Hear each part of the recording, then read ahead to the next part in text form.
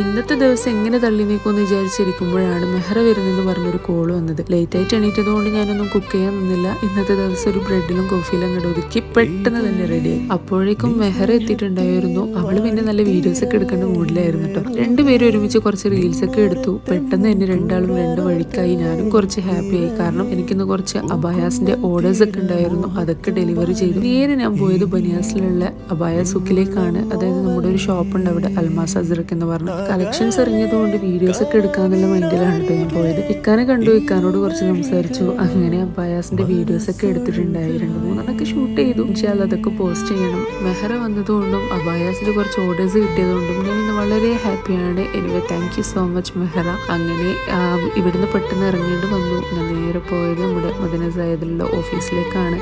കാരണം എനിക്ക് അവിടെ കുറച്ച് ഇൻവോയ്സും കാര്യങ്ങളൊക്കെ സെറ്റ് ചെയ്യാനുണ്ടായിരുന്നു. അപ്പോൾ ഇൻഷാ അല്ലാ ഇന്നത്തെ വീഡിയോ ഇത്രയേ ഉള്ളൂ. അപ്പോൾ ഞാൻ തിരിച്ച് വീട്ടിലേക്ക്